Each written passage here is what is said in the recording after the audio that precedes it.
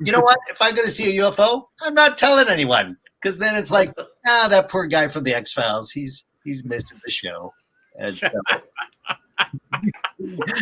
so they just filmed all night, and I went to bed. That was that part. Did they pick up anything at all? You know what? I didn't ask. I don't think they even reviewed the footage because I wasn't going to be part of it no matter what they saw. So I don't think they did, because also they're in downtown Yakima. It's like a bunch of buildings. They didn't go out to the facility. They didn't go to the campsite that saw 98% of the UFO activity. Do you think that campsite would hire some guy to run around with sparklers or something just to make sure somebody sees? Oh my God! Yeah. So without further ado, let's bring them in. Our first guest is an actor whose credits include MacGyver, The Outer Limits, and has recently been seen in Batwoman. Today he joins us to discuss the role of the most conservatively dressed of the Lone Gunman, John Fitzgerald Byers. Please welcome Bruce Harwood. Hooray! Hello, hello. Hello to you, sir. How you doing? So I'll do it for myself. Yay! They're doing it. They're doing it in there. Trust me on that. So, how are you doing, sir, in your part of the world? Oh, not bad, thanks. How about you? I'm in Orlando, and we're fine. It's just this time of year, everything's autumn, and instead it's 90 degrees with a heat and humidity index of 100. So, we got a rain warning out up here in Vancouver. So, yes, it did. Crazy times. And speaking of crazy, our next guest is an actor and comedian whose credits include RoboCop Alpha, Commando, Bones, and is the co-host of Chilpec Hollywood Tower. Today he joins us to discuss the role of the digital ghost that was once Richard Ringo Langley. Please welcome Dean Haglund. Am I too close? Is this too close? No, it's perfect. You're perfect. Hey, how you doing there, sir? Fantastic. Cool beans, cool beans. I got to ask you, what is that illustration you got in the corner there? Oh, this is my art studio. This is all my artwork. That's my watercolor table. I have oils over there. So not only do I do acting, but that's a lot of my work I'm working on back there. So I built that drafting table myself, actually. It can fold back to the wall or swing out to any degree. If I'm doing really wet watercolors or more dry brush technique, it comes out a little flatter. Is there a way we could is there a website or Instagram where we can look at your artwork? My Instagram, Dean Haglund, has a lot of my artwork on there. I have of course moved from Australia to Michigan, Detroit, Michigan, I think is how it's pronounced. And so it's been a bit of a gap between the work I've been doing and getting all of this set up again to start working again. So yeah, go to Dean Haglund on Instagram. You'll see all my artwork there. Absolutely. Cool. And our final guest, he is an actor and director whose body of work includes Amazon Falls, 21 Jump Street, and Da Vinci's Inquest. Today he joins us to discuss the role of hacker and tango dance competitor Melvin Frohike. Please welcome Tom Braidwood. Yay! Greetings, all. Hey. Greetings. Oh, hey! What is going on? We didn't talk about props. Damn you, Braidwood. Actually, I have one of Dean's paintings. It is in a proud position at our cabin. What? Outside of 70 Mile House. What? Oh, What? Way up in the woods where you don't have to look. The one with the alien in the restaurant. The alien in the restaurant. What? Oh, the Norman Rockwell mockery? Yeah, the Norman You have Rockwell. that? Yeah, it's right above our dining table. Please for that one. So, which of Rockwell's work is it satirizing? It's satirizing. I believe it's the mother and son. They're praying, Yes. and everybody's looking at them. But instead of praying, they're eating like some sort of bloody mutated mesh. And everybody's like, that's weird. The aliens are eating something bloody at the restaurant, but nobody's like giving them a hard time. So it's like aliens trying to fit in amongst the a lovely Americana scene. Very nice, very nice. So, well, Tom, how are you doing in your corner of the world? I'm good. I'm retired. I'm happy. We live in not a real small town, but the capital of BC, I guess, Victoria, and it's a lovely town. Lots of ocean, lots of beaches, lots of parks. You pick up your surfing habit? Did you go surfing then? Too many bicycles. That's all I can say. There are worse things. So, gentlemen, thank you and welcome to the GalaxyCon virtual stage. We're so glad to have you here. We look back to when the world maybe gets a little bit back to normal and we can host you on our physical stages and get you back in front of your fans. But in the meantime, have this forum and we're so glad to have you here. Our team right now is pulling the questions out of the chat room. And when I get the high sign, we will switch over to them. In the meantime, what I would love to hear from you each individually is a common question you're often asked at conventions is, did you always know it was going to be a success when it started, whatever? But I would like to ask you guys, when did you begin to realize that your characters specifically were starting to generate a little heat and interest? When I got asked back the that picnic table, wasn't that the one? Do you remember that? Yeah. Well, it was more the producers than us. When we did the first episode, they were chat rooms were in their infancy, and they got when we appeared, they got all this feedback about us. And as far as the three of us were concerned, it was a one-off. And then the next season, suddenly, like 3 or 4 shows, I think we did. Yeah, they brought us back, and 3 shows in the second season, I think. Yeah. But do you remember that director? I forgot his name. Geez. And he had the magazine article from the famous sci-fi magazine, Fantastique.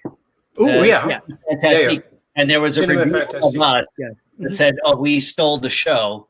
And he was like, "Oh my God, look at this, you guys!" And we were all sitting around a picnic table about to do like the second or third. It was Blood. It was the episode Blood. Yeah. Yeah. And we were handed that article, and we all read it, going, "What?" Like, I think that's the first time I ever read a review of anything I ever did on television. Yeah. Oh my God, people are watching this thing. Yeah. All I remember about Blood is trying to remember my lines because they were driving me crazy. Because you have lies and stuff. lysergic dimethyron. Oh yes. Oh, you have to say that over and over again. Yeah. Oh gracious! So when did you all get the rumblings that your own spinoff was an actual possibility? After it had been announced. Oh really? Oh my God! I wrote a comic book called "Why the Lone Gunman Was Canceled." You can get it at chillpackhollywood.com in digital form.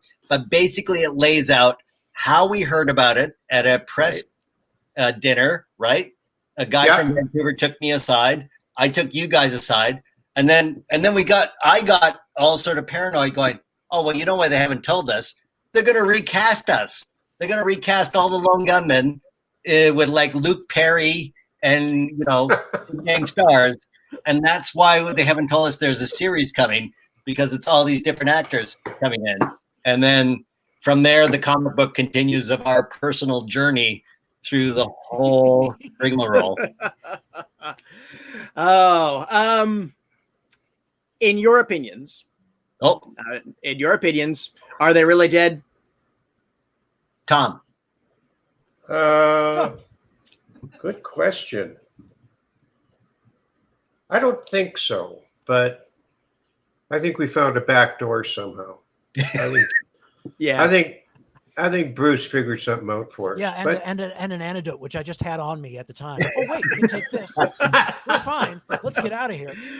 Because in the X-Files comic, the characters that were shown to have escaped, and Carter had basically approved everything in that. And then when the series came back to this, so it's like a lot of the mythology of the show. It's only as canonical as its last episode. The scary thing is to think about where we'd be now if we were alive. What would we be doing in 2020? Right? Yeah. Kidnapping the Michigan governor. Yeah. Or QAnon. That's basically it. Totally. Well, really, I mean, if you had your that's way off the wall. That one. if you guys had your druthers, what would you say the characters would be doing right now with the world thinking that they're dead? Yeah, that's it was always not just the search for the truth, but there was sort of this patriotism running through the characters, right? And Very much so. Yeah, and so you go, well, now there's all these layers. I mean, we live not just in the information blizzard, as I used to call it. It's an information demic, right? An infodemic. It is like a pandemic, only the information's coming at you in so many hazardous forms that I would think the Lone Gunman's fight is to calm the storm more than anything else. Yeah. Right? You would hope anyway. Yeah. Yeah, right. Yeah. You know, in terms of your patriotic duty to like, what the hell? Where's this all coming from?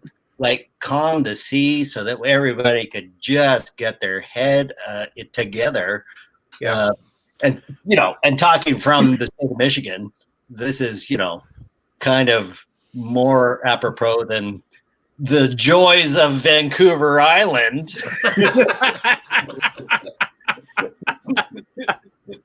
Well, it's that the race.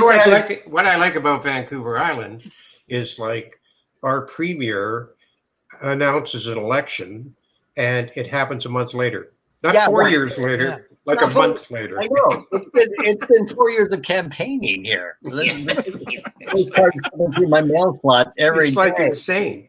It's insane. It's totally insane. Absolutely. Well, gentlemen, I got the word that we're good for audience questions, so I'll ask Christina, our producer, to roll our first one. Yay. And this comes from Heather, who wants to know, which of you would say is the sexiest? Tom Braidwood. Tom. He was voted sexiest sci-fi actor from a British magazine, 98 was it? Something like that. Yep. Yeah. You were voted from a British sci-fi magazine, sexiest sci-fi star. And they and a fashion star too, as I recall. How soon we fall. Best dressed. I don't know. I'm gonna say there's two out there. Heather, thank you. That was a great one to start us off with. What do we have next? And this comes from Elaine, who wants to know, how would you guys describe your life before and after the X-Files? Wow. Well, I was already performing. I was doing stand-up and improv at Vancouver Theatre Sports. I was always producing stuff. And X-Files just became a great calling card that allowed me to get headlining status clubs through pretty much US and Europe and Australia. So because of that, you could get into, you didn't have to middle or open to prove yourself. You just went, oh, he's got TV credits. Boom, you're on stage. So I used the X-Files as a jumping point to get into much more stand-up comedy and stage work, for sure. Yeah. Nice. And for me, before X-Files, I was pretty much working behind the camera in Vancouver and quite enjoying it. Did the X-Files thing, and that happened, which was amazing. It was a incredible journey because I worked on the X-Files itself, then I worked with these guys, which was such a pleasure. And then afterwards, I got to go back and do some directing and on local stuff in Vancouver, which I really enjoyed. And stuff like that. Yeah, you did some really good work on that show. And then I kind of, settled and slowly moved out of the industry, pretty much retired now, do some writing and stuff, and watch my daughter, who belongs, I'll put a plug in here, belongs to her group called the Wonderheads, which everybody should look up and check out, because they're terrific two people that do these theater shows with big masks and no dialogue. Really? But other than that, puppet heads, aren't they? Well, not puppet heads. Yeah, They're like really big well designed. puppets. They look fabulous. Yeah, they look incredible. So the Wonderheads, look them up. They're really worth checking out. All right. And Bruce. I've always been an actor, so the only weird thing about being on the X-Files was this sort of peak it developed to, where we're on the show and it's money, so I'm happy. And then all of a sudden, you're going to get your own episode in season 5. And then all of a sudden, you're going to come down to Los Angeles and shake hands with people who really care who you are, And okay, sure, why not? And then it just sort of kept snowballing. Yeah. The show's moving to Los Angeles. Oh well. Oh no, you're coming with it. Oh really? Okay. Suddenly I'm working in Los Angeles. What the heck? I know. And I tell everybody, I moved to Los Angeles, and you would stay in your hotel and read a book. I'm like, hey, Bruce, we're going to take you. There's LA has Century City. Come on. Where are you going to go in Century City? There's a mall and that's it. No, I was going to pick you up and take you to like historic spots in downtown LA and where Chaplin filmed. You were always so busy. Don't tell me. You were always doing stuff. Yeah, well, that's true. Yeah. But I offered, did I? That's true. Yeah. You did. You did offer. Yeah, I think you said, I'm busy. Well. Excellent. Elaine, thank you. That was a great one. What do we have next? From Q. What were your favorite memories from the X-Files? Favorite. Well, this wasn't a gunman thing. I think I was assistant directing a show where we were shooting a scene down on the dockyards with the big, storage containers. And Jillian was supposed to drive between these two sets of storage containers. And we had mounted a camera on the passenger's or on the driver's side so we could shoot her, as she was going through these things. And I said, so whatever else you do, just keep to the right, okay? And she kept to the left. And we lost like a $250,000 camera. Boom! It was a very short take. That's hilarious. You know, my favorite day. What? Don't go, Bruce. Oh, I was just going to say the thing I remember. It's about Jillian. I think it was one of the last episodes we were shooting, and it was you and me on either side of Jillian, and she was supposed to pass out, because she got horrible news. Can't remember the news. We're supposed to catch her, and then stand her up, and we're taking it over and over again. So you and me would just hoist her up to her feet, and she would start giggling like crazy in between takes. And it was like, oh, I'm so serious. Oh, pass out, pick her up. Oh my God. It was a lot of fun. I don't remember that. What episode was that? I think you were on the opposite side of the table or something. Was that the Vegas thing? I think that was one of the last, season 9 somewhere. We were all standing around one big table at one point. Oh, yeah. Maybe like a Last Supper thing. Yeah, exactly. I remember actually Jillian's last day on set when she gave everybody bathrobes as a gift, as a party gift. Yeah. Do you remember this? And we're working at the mental hospital in Coquitlam. That's a common. Right. Oh yeah.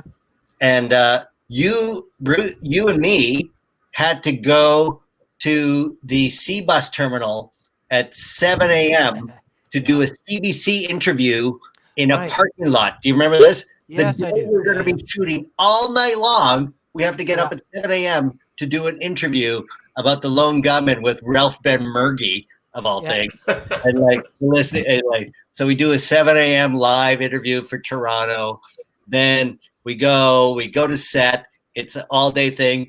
Jillian's last shot of ever. She gives everybody a bathrobe. It's really quiet. And then the sound guy just had ordered a 10-cylinder custom-made Viper, and he handed me the keys, and I took David Duchovny's assistant, and we drove at 2 a.m. at 300 miles an hour all through Coquitlam, tearing around that thing. No sleep at all for okay.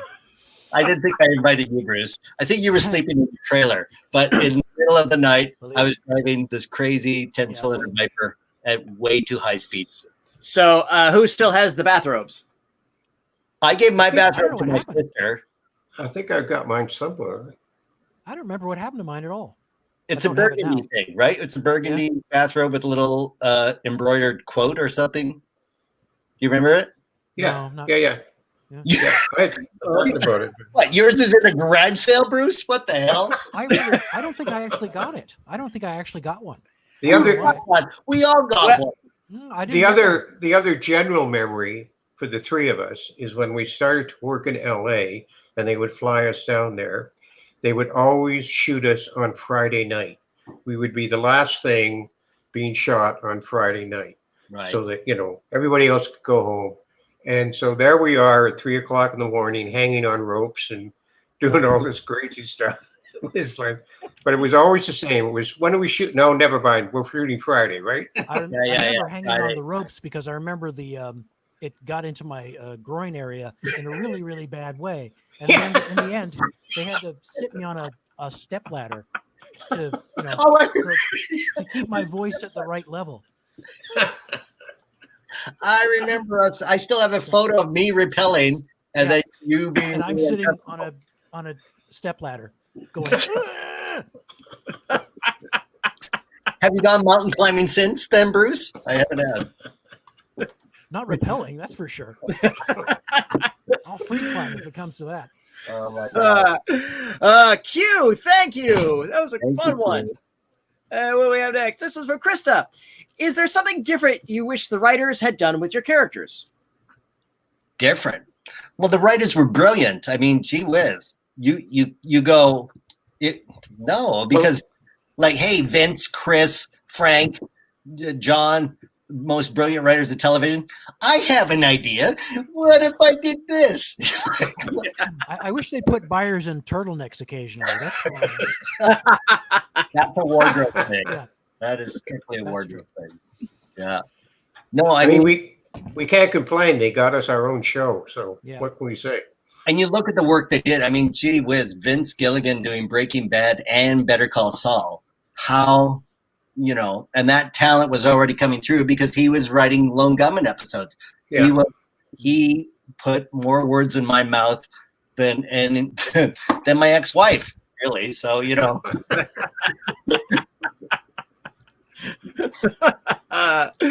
Fair. Krista, thank you. That was a good one. What do we have? That's from Alex. Do you think the Lone Gunman spinoff would have worked if it was made several years later? Or I'll say it, earlier or later. You guys could pick the time slot. I think it might have worked better if it had ended up being a Netflix show, actually. Right? Yeah. Yeah. Like, Something to binge. I think it would actually been better. I think it was ahead of its time because we were talking about, super intelligent monkeys and cars that ran on water before, that was really a thing that was going through society, right? So also having nerds as the leads of a show. right. Was brand new, wasn't it? It really was. Yeah. Yeah. Yeah, marketing wise, like, it's like, oh no, they got to be sexy, they got to be this, they got to be that. Yeah. Whereas now it's like, oh my gosh, interesting. What's the relationship? What are they talking about? That's and as long as there's a gorgeous woman standing next to us, who cares what we look like? Right? I know. So, yeah. In 5 years, 7 years, if Gunmen came out, what were we? 2001? I forget when. 2001. Yeah. So if it was like 6, 7, I think it would have had enough traction to get past 13 episodes for sure. Yeah. Yeah, fair that way. So, Alex, thank you. It was a fun one. And from Desiree, have you ever seen a UFO and/or met an alien? Okay, so I did a documentary called "The Truth Is Out There," where I had a camera crew follow me around the world.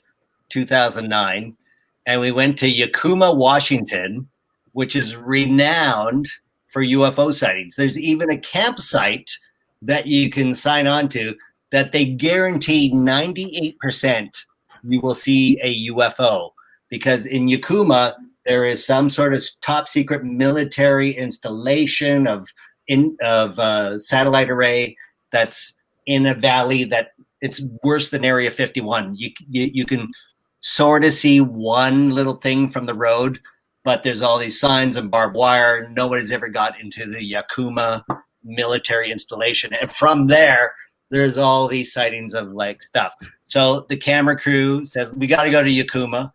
And we go into this hotel and they put the cameras out the hotel window looking up in the sky. And I went to bed because I said, you know what? If I'm going to see a UFO, I'm not telling anyone. Because then it's like, that poor guy from the X+Files, he's missing the show.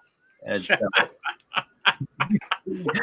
so they just filmed all night, and I went to bed. That was that part. Did they pick up anything at all? You know what? I didn't ask. I don't think they even reviewed the footage because I wasn't going to be part of it, no matter what they saw. So I don't think they did because also they're in downtown Yakima. It's like a bunch of buildings. They didn't go out to the facility. They didn't go to the campsite that saw 98% of the UFO activity. Do you think the campsite would hire some guy to run around with with sparklers or something just to make sure somebody sees. Oh my something. God. Yeah. With sparklers. Oh my God, I'm a UFO. Yeah, exactly. Beep, beep, beep, beep, beep, beep, beep. Just stay far enough away, nobody knows. Me, I never had the experience, so. Desiree, thank you. Took us not quite the close encounter from Matthew. Yeah. Oh, what's the craziest conspiracy theory that has come true in your opinion? Wow. That's come true. Gee whiz. There's a Manchurian candidate that the Russians want to put in and make president. Maybe that's it. That's a good one. I know, right? Yeah. I'm trying to think what other crazy conspiracy theories come true. Because, I mean, the pigs and the CIA operation that failed, that was conspiracy theory for the longest time. And then they said, oh, yeah, we did that. So yeah. What? Now I'm going through my Rolodex. You guys come up with too many to choose from, isn't there? There's too many conspiracy theories to choose from to begin with. Yeah, and how do you equate it to coming true? Yeah, and this is let me tell you what. Let me adjust it then. What's the craziest conspiracy theory that you think might actually have a shred of proof into that, even though there's no evidence of it? Wow. Remember Minneapolis, that one, Bruce? I don't think you were there, Tom. Oh, there was a pen. Yeah, we did it. We did an X-Files convention in Minneapolis. Right. And it was me, Frank Spotnitz. You were there, Bruce. There were some other people. And a woman in her... She had a folder of pictures, and she slapped them down on the table in front of us and said, "This is my husband after he was from the FBI after he was shot." Then she flipped the page and pointed to another guy and said, "This is the man they said was my husband after he got out of the hospital, but he's not my husband." And I said, "Oh, here's my signature. Thank you very much." Yeah. Enjoy the rest of the show. Yeah. So the two photos were two different men. And the idea was that, well, everybody had a different idea, right? So Frank thought, oh, this FBI wanted out of the marriage. So he just substituted a homeless guy in the hospital and buggered off to an island in the south. Oh, wow. Yeah. That's awfully elaborate, doesn't it? I know. But, you must be scared of your wife. That's all I can say. She went to the police. All his fingerprints, all his dental work said that this guy was her husband. Wow. And my ex-wife at the time was going through nursing school, and there is a condition where you believe your closest partner is an alien or not who they say or is a replacement. It's I forget the name of the disease. Yeah. Tony Rizzato, the comedian from Toronto, suffered it for 30 years. He was in prison. He thought his wife and his kid were alien replacements of his actual wife and kid. And so it's a thing. It's an actual medical thing. So she may have been suffering that, or it may be that actually the FBI has a program where they can swap out a homeless fellow for an FBI agent who needs to go. Maybe he's in witness protection and they can't tell his wife. That's what. Right. There's that. Like there's all sorts of theories. But we sat. I talked about this at other conventions actually, and I still think about that poor woman to this day. Well, I remember. You go, okay, well, what recourse do you have? Okay. Yeah. This guy here is not my husband. Oh, let's check his records. Oh, yeah, no, that's the guy you married. You've been married to him for 40 years. And in her head, it doesn't look and in the photos she had, it didn't look at all similar. Like the guy she's got her arm around in the 1980s photo. I remember pictures of two guys on gurneys, like she was there at the ambulance. Yeah. And he's got like tubes in his mouth, but he's an 85-year-old, like 50-pound guy, and she's married to a 6'6", 200-pound bruiser. And wow, okay, so that's not the same guy. No. And she goes, and then we said, well, why are you telling us? And she goes, where else can I go? And you're like, put the weight on us. Holy shit. It was horrifying. I'm kind of surprised you guys just don't have dozens of stories like that. Or maybe you do. You just don't want to share it with us. Well, that's the most dramatic, I think. I think that one was like the one that we all stopped in our tracks. And everybody had a different idea. You thought, Bruce, that she was just crazy. I thought there was some maybe probability to it. Yeah. Frank thought for sure the FBI was just trying to get out of a marriage, you know, wherever we were in our personal lives at the time. But it was early enough in the success of the X-Files that it really caught us off guard. It was like after that, people could bring crazy stuff to us and we'd be prepared in a way. Sure. We wouldn't be shocked. So that was your first hard fan interaction. They've taken you in your roles to another level of synonymous energy. Yeah, for sure. Because also, you know, I had people come up when we did the breaking into the television and stuff. I had like 3 actor friends going, "Hey, I saw you in the X-Files. Can you come over and fix my TV?" Like, what? Wait, are you in the business? I can't picture TV. What are you talking about? Oh, wow. So, you know, it affects even people in the business. So definitely. Matthew, thank you for that question. Hey, and a reminder to our audience, if you would like to chat with our panelists like I am now or purchase an autograph, please sign up at GalaxyCon.com and I'll ask Christina to roll us another one. And this from Lincoln. What was it like doing the audiobooks, X-File Coles cases? That was fun. I enjoyed that. Yeah, that was great. That was And we did it very quickly. I think it was 4 hours or something like that, Tom. Yeah, it was really fast. Yeah. I was 2 days. What the hell you mean 4 hours? Well, we did everything in one go. We were all together in one studio. They had to get a hold of you. And where were you anyway? I was in Sydney, Australia. You guys were all in one studio? Yeah. Oh.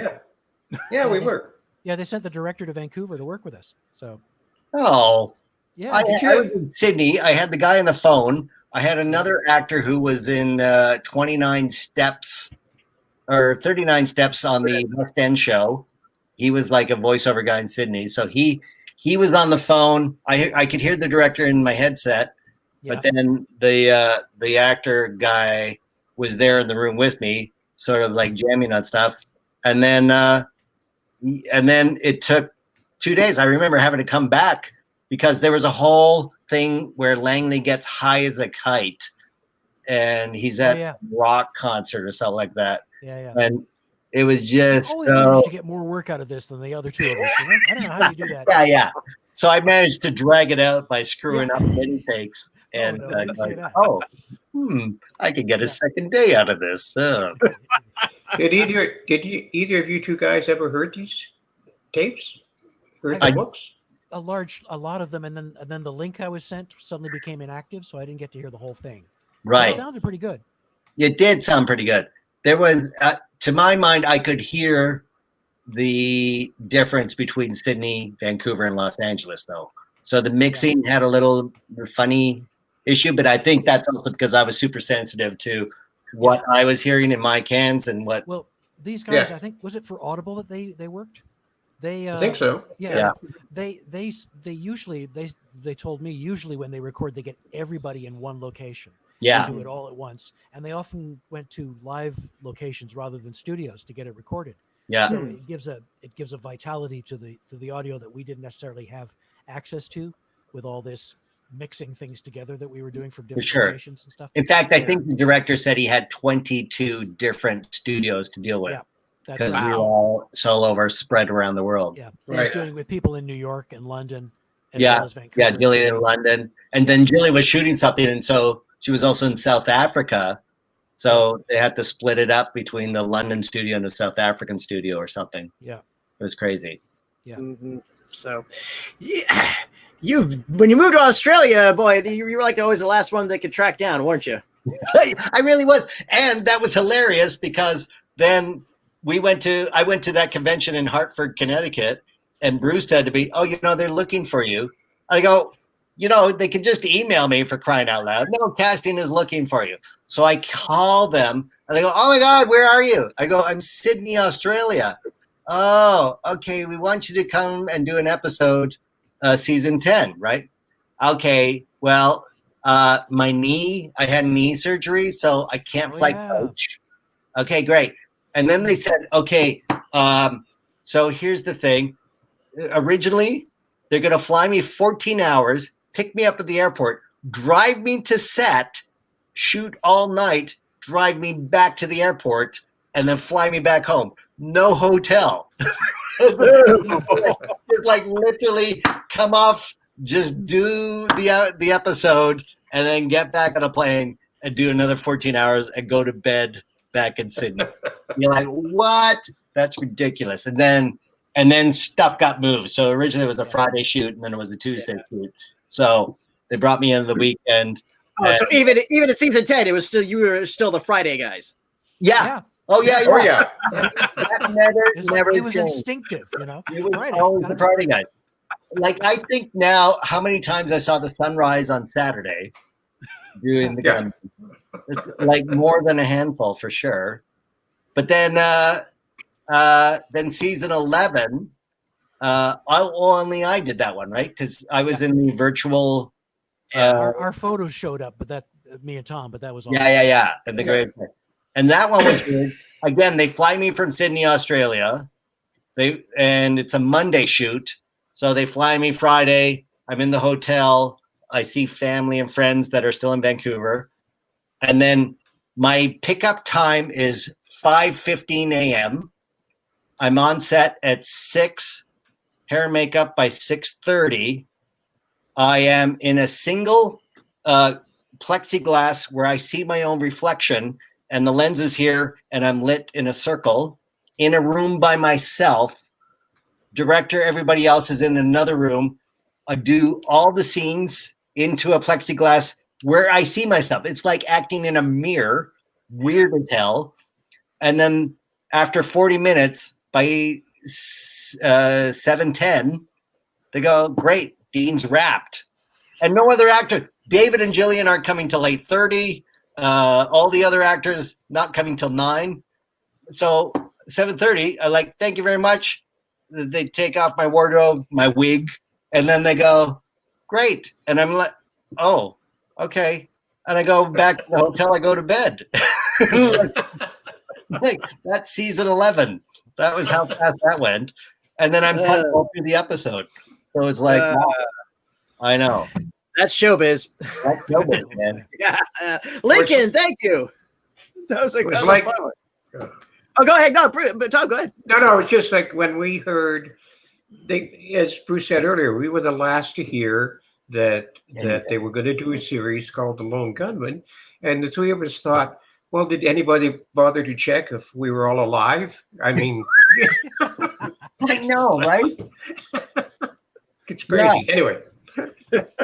Absolutely. Christina, what's next? From Amy. Did you ever pull any pranks on the set, or did anyone prank you? Well, I was always hesitant because we were, on a very expensive show, and to pull a prank would slow everything down. You don't want to pull a prank at hour 14 on a long day. Yeah, everybody's like exhausted. They're And you're like, jello in your pants. And you're like, oh, okay. Yeah. Not funny at that point.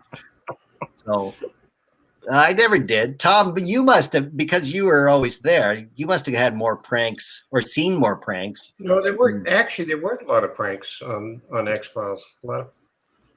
No, not that, none of them stand out. I remember some stuff happened like to us, like in our series with like the baby, when we were doing the baby thing, and it was peeing on us and hit us in the face and stuff. I thought that was intentional. They turned that up. We're supposed to hold a baby and re-diaper it, and then it pees in our face, and they had the pressure way up. So they were like oh, Jesus. Like we just had a urinary tract infection or something. Oh, actually, on that one, Stephen played a nasty trick on me. I was supposed to carry a concrete cinder block into the room at one point, and I was supposed to go through a closed door, and he could see me on the monitor, and it's a heavy thing, so I put it down. So he would go, rolling, and I would pick it up, and then he'd go, hold the roll, and I'd put it down again, and he'd go, rolling, up, hold the roll. So I kept picking this darn and putting it. I had no idea what was going on because I was the only person on the other side of this door.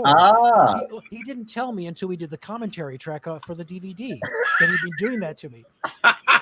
Wow. Yeah, Wow. I just thought the crew was incredibly unprofessional. That's all I think. No, that's a pretty good gag, I got to say. It was very good. That was really good and really subtle, too. Yeah. and kind of humble in a way not to tell me what he was doing to me I until know. years later. Gracious. Amy, thank you. That was a fun one. What do we have next? Famous one from Kevin. What is your favorite Lone Gunman episode of the X-Files? So I assume you assumed that not your own series. Right. The Unusual Suspects, the first one, I think. Yeah. Yeah. Yeah, that was- I mean, yeah, there's that's that where and we all got. Yeah, it was really exciting to do that, and we got David Duchovny's trailer. All three of us were hanging out in the trailer playing video games, so that was really cool. Though I like the Vegas episode, 3 of a Kind, but that was hard for you, Bruce, because you had all these extra Well, scenes. in the desert. you guys were staying out getting drunk and having massages, and I had to go to the desert at 6 in the morning. I'm like, I'm in the desert. I think you nailed it, Bruce. I think you really Why nailed me? it. Why me? Yeah. But it was also cold. I was like, oh, I'm going to be hot out here in the desert, and this wind's cutting through me, and everybody's wearing warm-up coats, and I'm like, what? And I get back, and you guys are like, oh, we went and had massages after, body shots at a bar on the Strip. How are you doing? I'm afraid that's so true. The publicist took us to the most raunchiest bars on a Fox credit card, and Tommy was dancing with 2 girls on the stairs. No. Yeah, I remember it. Well, I don't remember it, actually. There's a big part I don't remember. I had to call Tom going, what the hell happened? And I remember dancing on the table in Philadelphia, but no, that was Milwaukee. You was remember it Milwaukee? Yeah. Oh, okay. In the secret spy bar. Do you remember that? I might have been drunk. The safe house. Yeah. I've been there. That place is fun. Yeah, that was it. We are The safe honorary house. members. Tom and I are honorary members, and we came in not through the main door, but through the fake deli on the street, not on the alley, but That's there's right. a fake deli that they slide, and the meat door opens, and you take an elevator, and you come in at the top, and you come down. And That's a VIP. we got the VIP fake deli entrance. I had to take off my pants to get in to the yeah. Oh, did you not say the right code word? Is that what happened? I did not have the code word, but they made a deal. It's like, well, this group is a bachelorette party going on, and they need a set of men's underwear. So I was like, okay. So I ducked in the alley, and I came out. Will that do? And they're like, yeah, okay, go in. Oh my God. And I'm going to give you 50-50 that there wasn't a bachelor party. No, it was a full bachelorette party Oh, because it was right in front of us in our group. We were there for Gen Con. Yeah, it was the safe house is fun. And Kevin, thank you for that one. And from Maya, what do you think was the most interesting thing you brought to your character that wasn't obvious from the script? Okay. Well, I've heard it before. Go ahead. No, you go first. People had told me that up until that time, computer nerds were pocket protectors, glasses, greasy hair. And then I show up with Ramones t-shirts, which is how I knew in university all the guys that were in computer science. My best friend was doing music EQ computer programs for Skid Row, of all things. So he was like a sound designer, but in computer software design, but into punk bands and stuff like that. So for my aesthetic, I was always thinking these guys, as opposed to every other computer nerd that you saw up till then, which were always stiff-shouldered, white shirt, buttoned up, all that sort of thing. Which, like, I don't think I ever saw in all of the university computer science divisions anybody dressed like that. So that was the breakaway for me. I agree. I think for me that when we first worked together, because we didn't know each other, we kind of fell into this natural repartee, and the characters kind of, how can I put it? They kind of developed in their own way because of the other 2 guys. Right. And then, we became this unit, and we had our own idiosyncrasies and weirdness and stuff, but it came from a natural contact, like I say, with the other 2 guys. It was pretty fascinating because it happened right away. It just happened right away. Yeah, because the first episode, EBE, I met Bruce like 10 minutes earlier in the trailer. And then he said, "Oh, who's the other guy?" It's like the first AD. Like, well, okay. And then we met you on set. Right. And then the scene just gelled already, right? Like then from then on. So I want to say though that the people who edited that scene, they really tightened it up and made it. Yeah, for sure. Glitter, honestly. Yeah. Was that Heather? Heather was that first year. Yeah. She was really good. Yeah. So she really cut that thing together to make it look so tight. Yeah. Nice. Maya, thank you. I think we have time for one more question, so I'll ask Christina to pull a good one for us. No, pull a really crappy one. From Alicia. What memorabilia do you have from the show? Ask Tom this question. Yeah. Don't you have a room of this stuff? I'm looking at my studio. Well, this is a combination of X-Files and the Gunmen, but I have, I don't know, I've got 3 huge tubs of coats and sweaters and photos and bric-a-brac from 9 years, right? Ladies and gentlemen, I have been pushing Tom to do a book of his personal photos. He has some 40,000 he has. Well, The not quite life that many. behind the scenes of the X-Files. I said, I will lay this out. I will get the publisher. I will distribute this fucking thing. And you sit there. Whatever. Look out. He's getting mad at me again. Look out. Talk to the hand. Talk to it. How about the other two? Did you guys have memorabilia or things from the set you happen to acquire? I actually have a couple of buckets of stuff. That's probably where that purple dressing gown is gone. I've got a couple of buckets of stuff in storage, and I just sort of I kept them going like someday these are going to be really valuable. And I don't know if they are valuable now, but I'm keeping them anyway. So cards and all those trading cards and games and stuff that they put out. Yeah, the trading cards. I'm now the X-Files fan club trading cards. I'm not sure if they will ever be a thing again. So no, probably not. Yeah, and I'm still getting fan mail. Like somebody will send me like this picture, Right? that. But this has been doctored because I have a 5 o'clock shadow. Yeah. And I never had a 5 o'clock shadow on the show. I always shaved before I did an episode, but now they're making me look rougher. But I have a bunch of things. But my favorite thing is my chair back. So we all got our own director's chair. Yeah. And it had our name on it. And the final episode in season 9, we all got to take that and had everybody sign it. And David signs mine. And he hands it back to me. He goes, "Hey, did you read what I wrote on your chair back?" I go, "No." He goes, "You should read it. I really mean it." I'm like, "Okay." And it says, "Dear Dean, I'm sorry we didn't have a sex scene together."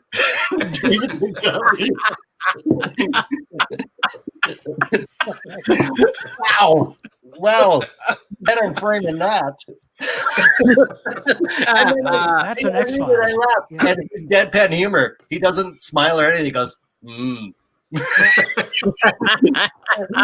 Okay.